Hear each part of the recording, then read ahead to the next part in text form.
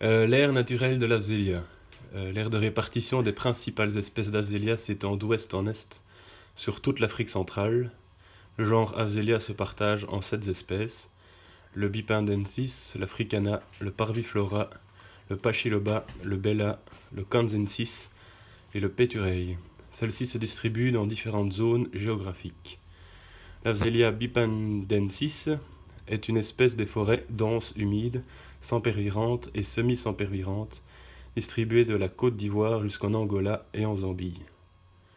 L'Afzélia pachyloba, limitée aux forêts sempervirantes, se rencontre du Nigeria jusqu'à la République démocratique du Congo. L'Afzélia parviflora est également signalée dans les forêts denses humides, mais exclusivement le long des côtes s'étendant de la Guinée à la Côte d'Ivoire. Les différentes variétés d'Afzélia bella sont chacune endémiques des sous-régions précises du centre guinéo-congolais. Cette espèce se distribue en différentes variétés. Le gracilior est une variété typique des forêts denses sempervirantes du sous-centre guinéen supérieur. Les deux autres, glabra et bella, sont présentes uniquement dans le bassin du Congo.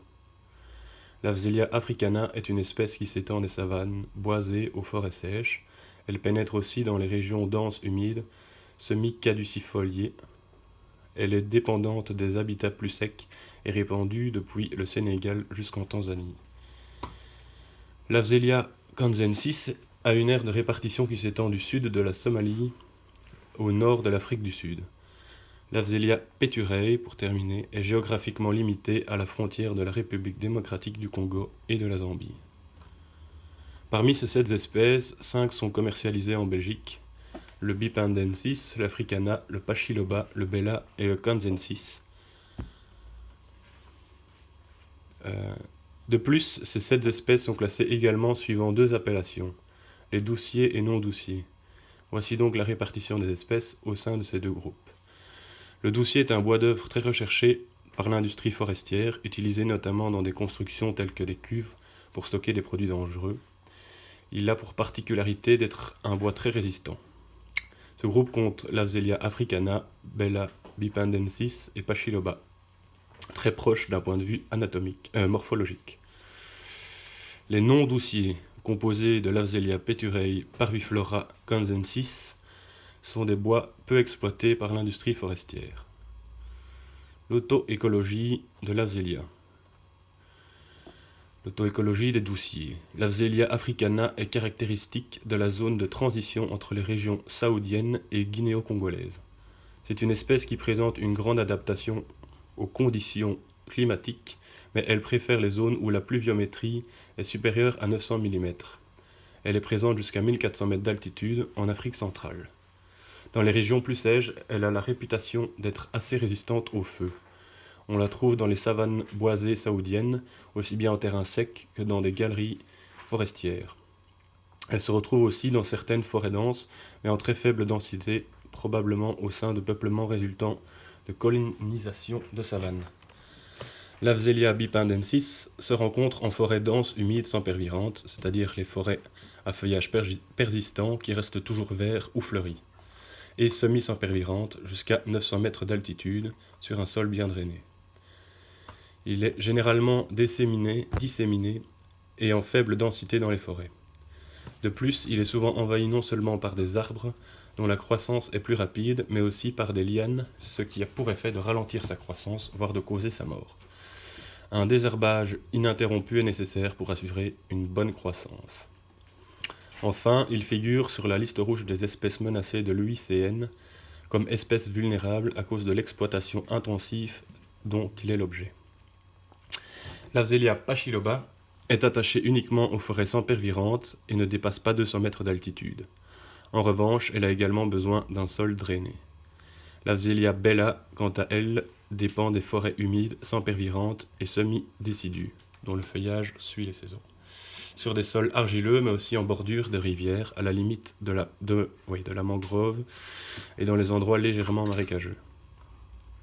Les non-douciers n'ont malheureusement pas encore pu être étudiés en auto-écologie. La structure de l'Afzélia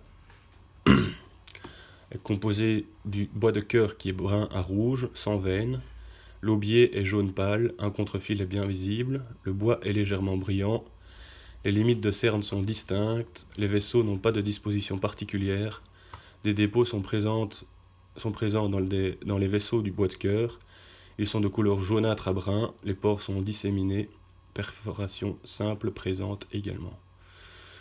Les fibres des parois sont d'épaisseur moyenne, la ponctuation des fibres sont généralement présentes sur les parois radiales et tangentielles. Les ponctuations radiovasculaires disposées en quinconce sont distinctement aréolées. Les cellules de parenchyme fines sont regroupées en lignes jusqu'à 3 cellules de large. Les rayons sont composés uniquement de cellules couchées, ils sont homocellulaires, c'est-à-dire de cellules du même type. Un dépôt minéral est présent sous forme de cristaux rhomboédriques, prismes, situés dans les cellules de parenchyme axiale. Et c'est tout. Bonjour à toutes et à tous. Donc je vais vous présenter l'Afzélia. Je vais faire l'identification de l'arbre, les bioagresseurs et les caractéristiques mécaniques. Donc au niveau de l'identification de l'arbre, l'Afzélia a une écorce multicolore qui a donc différents coloris de gris, brun et rouge-orange.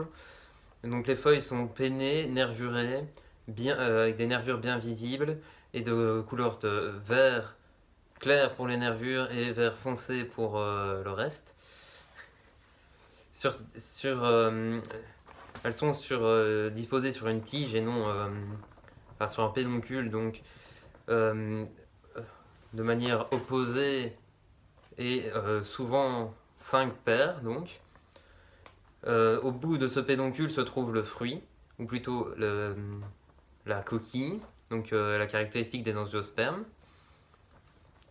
Donc le fruit est une graine noire avec un bout supérieur orangé. Donc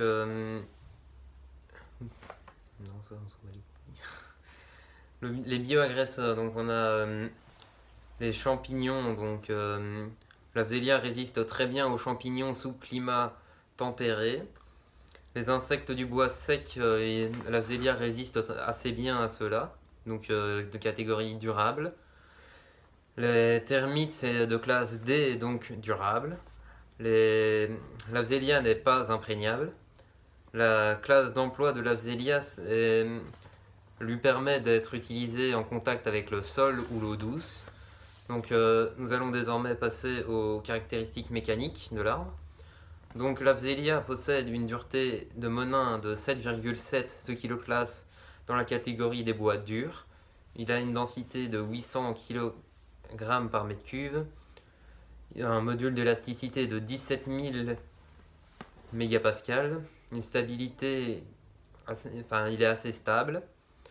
Il a une contrainte de rupture en compression de 74 mégapascales, ce qui le classe dans la catégorie des bois très résistants. Il a une contrainte en rupture en flexion de 132 mégapascales, ce qui le classe aussi dans la classe des très résistants. Au niveau des retraits radial, donc le dossier a 0,8% de retrait et le non-dossier 0,8% de retrait. Le retrait tangentiel, donc on a un dossier à 1,1% et un non-dossier à 1,4%, ce qui fait donc pour le retrait volumique 1,9% pour le dossier et 2,2% pour le non-dossier. Voilà qui conclut ma partie. Bonjour à toutes et à tous. Alors aujourd'hui, pour notre exposé, j'ai décidé d'interroger Jean-Luc Martin, menuisier et patron de la société Les Menuisiers Bâtisseurs. Monsieur Martin utilise l'Afzélia, essence qui nous intéresse lors de notre exposé. Monsieur Martin, bonjour. Bonjour. Alors tout d'abord, que pensez-vous de l'Afzélia dans son utilisation d'un point de vue avantage-inconvénient? C'est un bois exotique. Il a une couleur dorée, brun, rouge pâle. Et il faut savoir qu'il s'utilise surtout en extérieur. L'avantage, c'est qu'il a une très grosse densité. Les inconvénients, il est très lourd. Quand on veut clouer, il se fissure, donc il faut préforer pour visser aussi.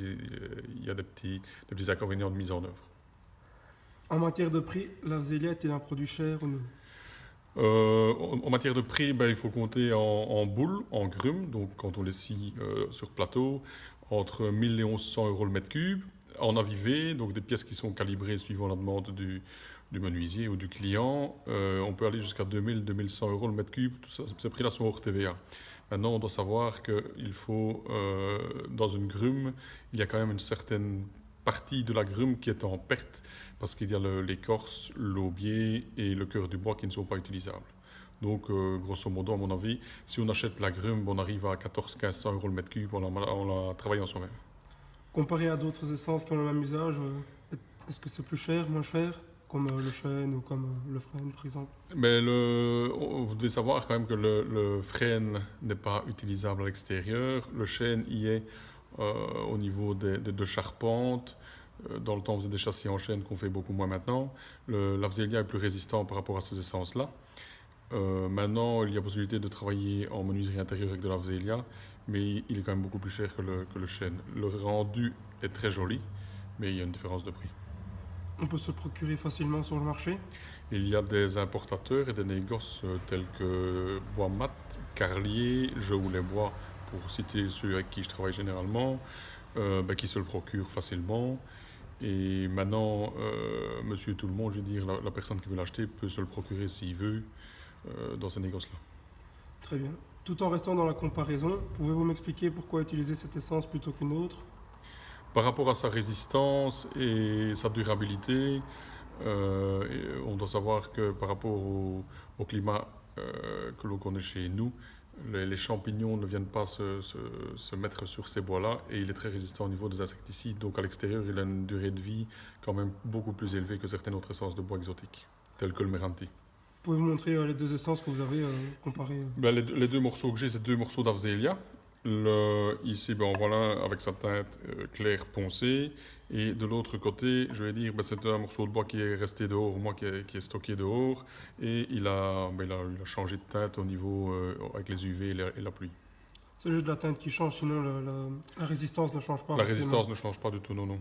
Et si on peut regarder, ben, au niveau de la densité en bois de boue, comme ça, je veux dire, on voit quand même bien que les fibres sont fort serrées. Très bien, merci. De quelle manière peut-on utiliser la Vsélia, plus particulièrement, comment l'utilisez-vous? Ben moi, je l'utilise votre surtout en menuiserie, en châssis porte, ou véranda. On l'utilise aussi, on peut l'utiliser aussi en pergola et éventuellement en bardage extérieur. Il y a des essences de bois qui sont moins chères mais moins résistantes, comme je l'ai déjà dit.